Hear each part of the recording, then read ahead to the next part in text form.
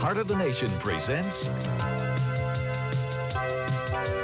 Forum, a spontaneous and lively audience dialogue informing today's Catholics about their church, their world, and their lives.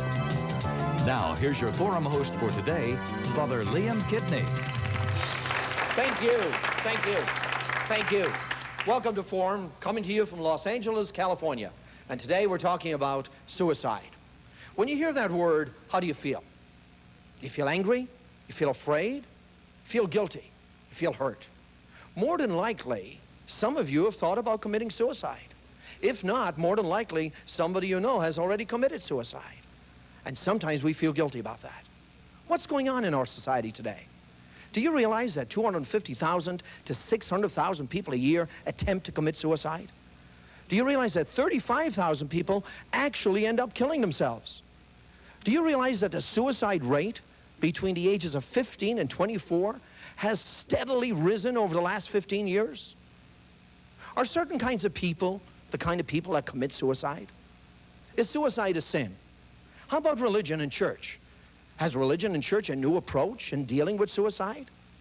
When we look at suicide, what kind of help can we expect if we're thinking about suicide? To help us to look at this question today, we have a distinguished panel. First of all, we have Dr. Paul Quinnett. He's a clinical psychologist and practicing therapist in Spokane, Washington. Dr. Quinnett is the author of the new book, Suicide, the Forever Decision, published by Continuum. Then we have Wendy Joy Smith. Wendy is the program coordinator for adolescents at the Glen Recovery Unit at Beverly Hills Medical Center. She has worked with the California School Program for Suicide Prevention. And Monsignor Charles Fortier. Monsignor is the Associate Director of the Family Life Bureau for the Archdiocese of Los Angeles. The Family Life Bureau here in Los Angeles coordinates many counseling programs for couples and families. Thank you very much for being with us. Thank you. And to help us today, to look at this subject, I want to start right off with somebody in our audience. This young man right here. Please stand up. First of all, tell us your name. Michael? Michael, I want to ask you an honest question, and all I want you to do is give us an honest answer. As a young person, have you ever thought about committing suicide? Yes. So you've actually thought through this idea that, yes, maybe I should commit suicide, or I would want to commit suicide. Yeah. Now, can you tell us a little bit about that? Can you share a little bit about that? Yeah, it's just everything was down, and that was the only way out for me at the time. And now it's not. Picking right up on that, Dr. Paul, Yeah. when you hear this young man saying here that he saw suicide as the only way out, what are you going to say to somebody like that? I hope first that I get a chance to talk with him, that he doesn't make that decision by himself. And if I can say anything in this program today about getting in that lonely spot, that desperate place where you were thinking about suicide, my guess is that you were by yourself with those thoughts. Is that correct? True? Yeah, I was. So you were totally by yourself, like at home, someplace else, nobody else around? Yeah, for most of the time, during that time. When you started having those thoughts, did you do anything about it? Did you reach out to anybody? Not at first, but then I did. I reached for a 12-step program. All right, so in the beginning, he did not reach out. Is that typical? I think that's more typical than not. I wish it weren't so, but it is that way. And the thing about it is that it's a normal kind of thought to have, in the sense that most people have that thought at one time or another in their life when they're faced with some kind of insurmountable problem as they see it.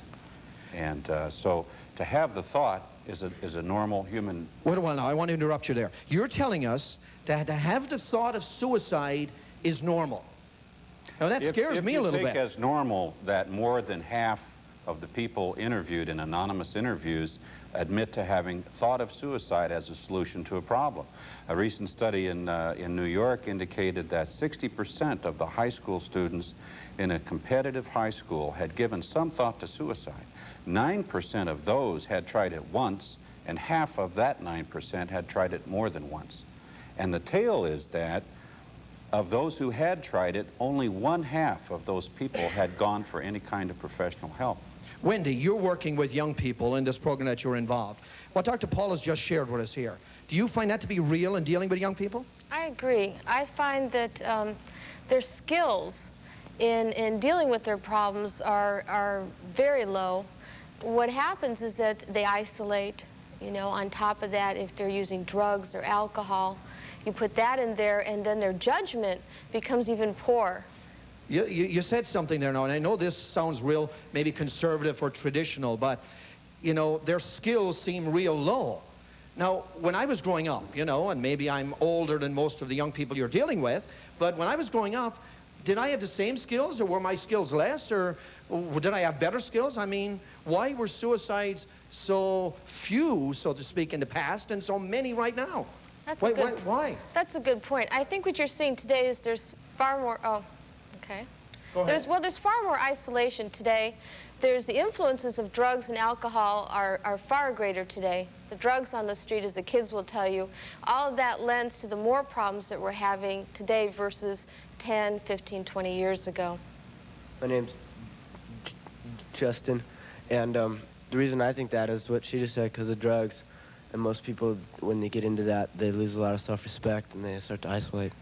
So the drugs, which is something new today maybe, is causing more isolation in some way and causing young people to feel like they're totally by themselves. So the drugs are not helping.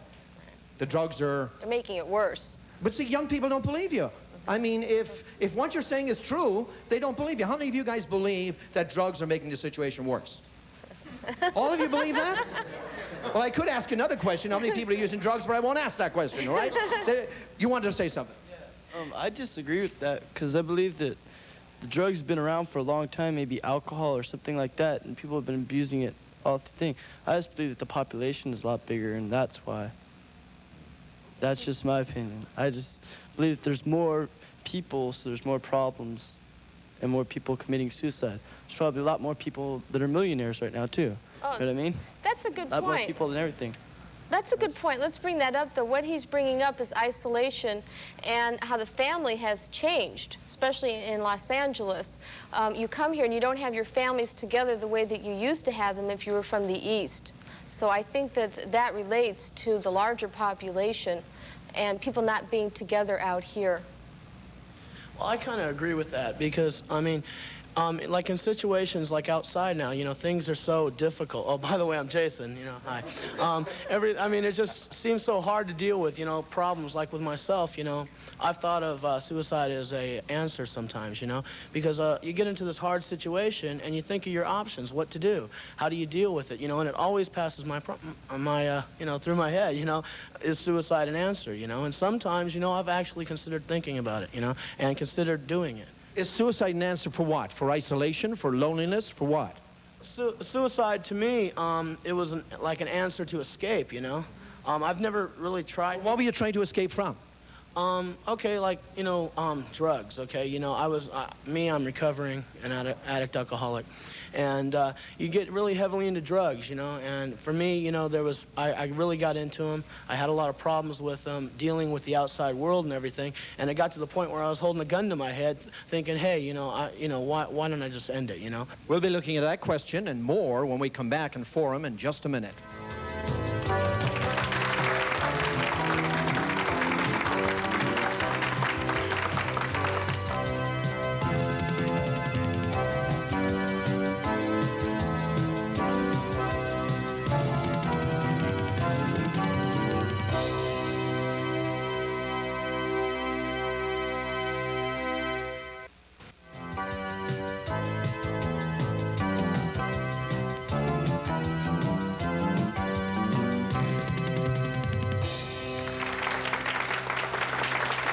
Thank you. We're back here on Forum from Los Angeles, and we're talking about suicide. Monsignor Fortier, we just talked about the idea of young people trying to escape. Now, in trying to escape, are young people using drugs and suicide as a possible escape? Is that your experience? They are not able to cope with the situation in life. At least they think this way. And very often, drug is a kind of an escape, or alcohol, or some other form of escape. but not necessarily in all cases. This applies also to older people. So it's not just to young people, the drugs and the alcohol as an escape? No, it is not. All right. See, I think sometimes the impression is given that it's just young people that are escaping in drugs and alcohol. It's very visible. It is a new phenomenon, but old people have been face to face with this lack of ability to cope with their situation in life, family or school at one time or another. One of our audience mentioned, Wendy, this 12-step program. Tell us a little bit about that and how that is going to help us if we're trying to escape from something. Well, I think the 12-step program is good in one sense. It's a group support, and that's very important when you're trying to gather your life together, and that group helps, along with a program that says it gives you tools of what to do. You know, when you're reading a book and the book gives you tools of what to do, that's important. Along with that, you have this program that gives you the tools. Well, what is the program? Like when we hear talk about 12-step program, what is it? You take 12 steps and you stop, or you take step 1 and you stop? Well, what is the program? Well, this program really operates a day at a time.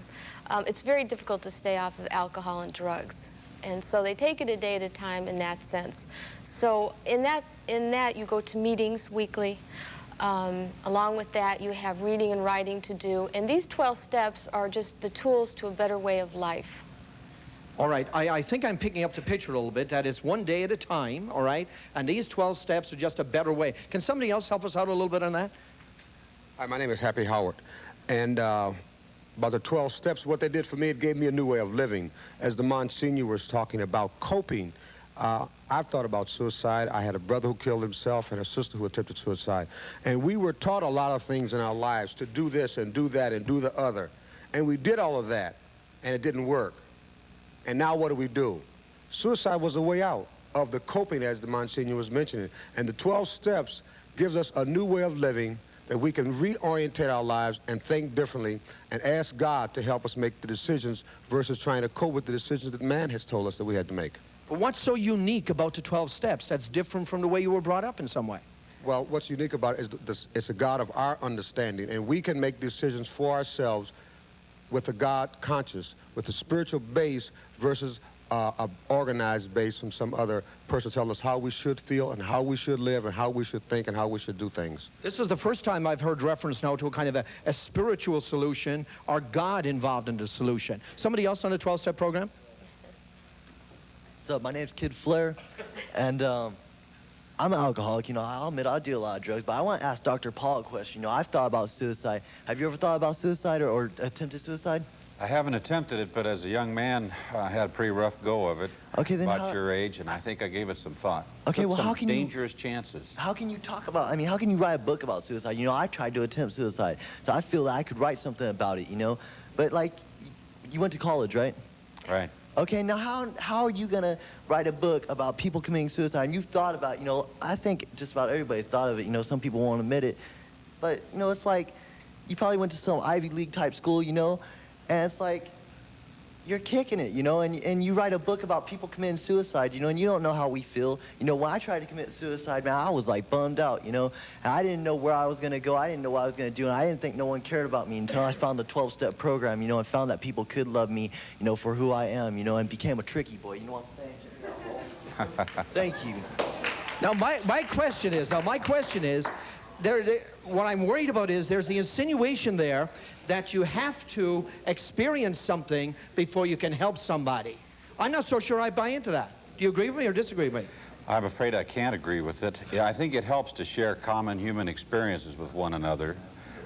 But what I've learned about suicide has not been so much out of books as it has been with talking with folks like yourself who've thought about it, tried it. 20 years of talking with people who've given a lot of serious thought to suicide, who've made several attempts, and some who've died. I'd like to add something. Go ahead. To that. I think what's important is that not everybody has to go through suicide to help. And we get a lot of help from the program, and it's a wonderful support. Thank God we have that program, and we do wish that we could give it to more people, the 12-step program. A lot of people don't have a 12-step program, and therefore the doctor's book, as I was reading it, gave me a lot of help because I was very suicidal. okay, and I didn't have a program. But if I looked at that book, I do feel that they had some good answers to help people. So maybe that could help you see, for all of you to know that not everybody can have a program, and there are books that can help. You don't have to have been suicidal to know, to be more objective, because when you're suicidal, you're not objective. And you are more objective when you But wouldn't it be true to it. say that there are some basic objective signs that are signs of suicidal tendencies? I mean, there must be some signs out there that anybody can look at and say, whether you've attempted it or not yourself, or whether you've felt it or not yourself, that you can look and say, you know, that person could be committing suicide or thinking about committing suicide. Are there objective signs like that? Yes. For What the are most some of them? part. There are some people who don't let on to anyone what they're going to do. And I know that families and loved ones feel guilty when that happens, when that person takes their life. But the great majority of people are uncertain as to whether they want to die, and they want someone to know that they're in pain, that they're unhappy and desperate, and they give signs of their intentions. And we have to learn to hear those and see those and respond to those. Father, I got to disagree here. I got to disagree. Having a friend that committed suicide, an ex-girlfriend that tried to commit suicide, there are several signs here. They might give a teddy bear away that meant a lot to them, Yes. or they might, you know, start showing real depression or stuff. But the teen, you know, what happens, like Wendy was saying, what happens when you don't have the support groups and stuff?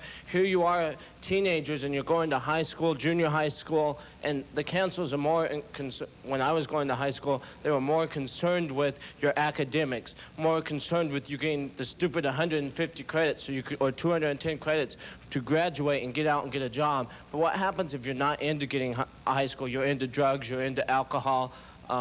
What happens then? Because the counselors don't open their doors for kids that feel like committing suicide. I thought about committing suicide, and if it wasn't for my friends and a little bit of my family, I probably wouldn't be standing here today. Oh, can I answer something to that? I think what is happening today is just by all of us being here.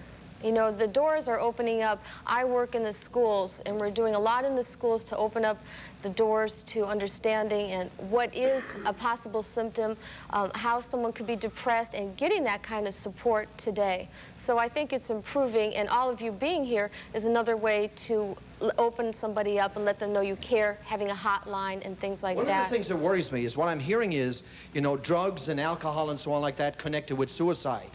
Now, I'm worried that people are getting the impression that if your kid or if an adult is not involved in drugs and alcohol, there's no fear of suicide. I mean, is that a misunderstanding? I mean, if you're not involved in drugs and alcohol, you'll never commit suicide. No, that's wrong. So can we clarify that a little bit? Well, yes, on autopsy, after a youth has killed themselves, about half of them will have drugs and alcohol in their bloodstream on autopsy. That means that the other half didn't. So it's not a requirement. Monsignor Charles? Let me mention that I was only 9 years of age when one of my uncles killed himself. There was no alcohol, there was no drug in those days. It was 60 years ago. The family has never cleared itself, really. There's been a sense of guilt that remained within the family in some ways. Though we were welcome, the church took care of us very nicely, but still there is, within the family, a sense of guilt that has remained for many, many years. I was just going back to what Sean said before. I was going to disagree because I've learned through the program that it's not really what you said you related. It wasn't that maybe that you haven't committed suicide, but that you'd felt the feelings of like the abandonation or hurt or whatever. And I know that it's not because I hit a wall that's wrong. It's that I didn't take care of all the anger and everything I had. So I believe that maybe you could write a book, maybe with people around you that did that. We're going to be looking at that question and more when we come back on Forum.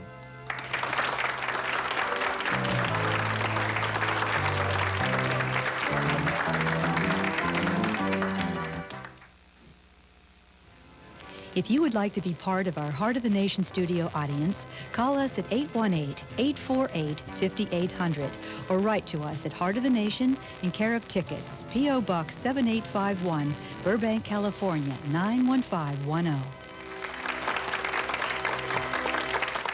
We're here in Los Angeles on Forum, and we're talking about suicide. And it was just mentioned before we took our break about how anger could in some way be connected with suicide.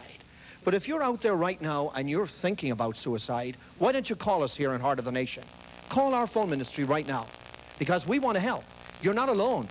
You don't have to be by yourself. If you're feeling isolated, if you're feeling afraid, if in some way you want to escape, call us. Let us try to help. You don't have to be alone. Call us here in Heart of the Nation. Anger. Anger.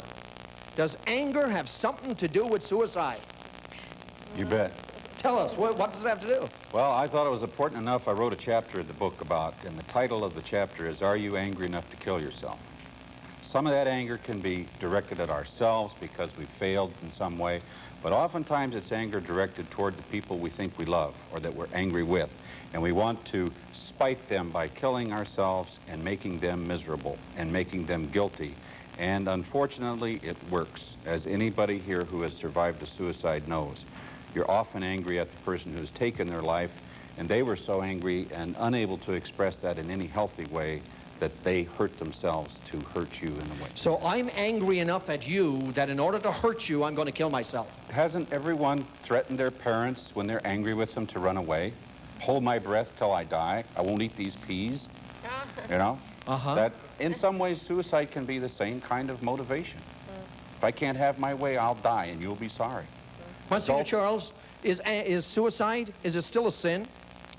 I'm convinced that most people are not free to commit a sin when they go through an attempt or succeed in a suicide. So when they get to the other side, what happens? Well, certainly that God, in His mercy, understands what is going on in the human beings that He has made Himself. We have some more questions. And He loves them. Oh, yeah. My name's Roman. I'm a recovering alcoholic. And I just wanted to comment about what Happy said about the 12-step program, because I was always brought up on, like, you know, punishing God. You know, you did this, and, you know, there's a chalk for you up on the board. And what I understand now from the program is, like, a God as I understand Him, you know, so that works for me, you know, and I just wanted to say a little bit something about that so the people out there know. So the uniqueness of the 12-step program for you is God and the spirituality dimension. Right, as I understand Him, or what works for me. Somebody else? Doctor, I just wanted to comment. Sometimes in suicide, could it just be anger, or could it also be depression, loneliness?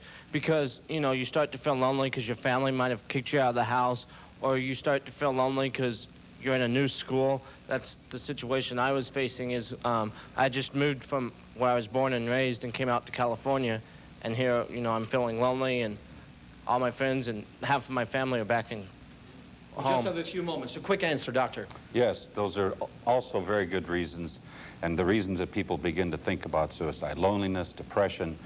But the thing is that these problems are treatable. You can help yourself with them through 12-step. You can get clean. Nobody thinks right under the influence, and if there's anything we can do to reduce the suicide rate, is to get cleaned up. Listen, I want to thank all of you. When did you want to add one thing? Last thing I want to say is to be sure the anger is the anger at yourself too. So talk to somebody, get some help, talk about your feelings. Because as soon as you talk about your feelings, you will feel better, and the depression, if it's depression, will subside. I want to thank all of you for being with us today, and I want to compliment you on your effort to really respond to the suicide crisis that exists in our society today. So thank you all for being with us, all right? And at home, if you've thought about suicide, or if you know somebody who's thought about suicide, maybe there's help for us. As a matter of fact, I'm sure there's help for us. Do not feel that you're alone. You're never alone. First of all, you have people like yourself and people like us who want to help. But as well as that, as the 12-step program tells us, we've got God and we've got a spiritual dimension to our lives. It's not just this world that's an answer to everything. God is involved in this world. That God loves you and cares about you. Until I see you again, may the Lord hold you in the palm of His hand. God bless.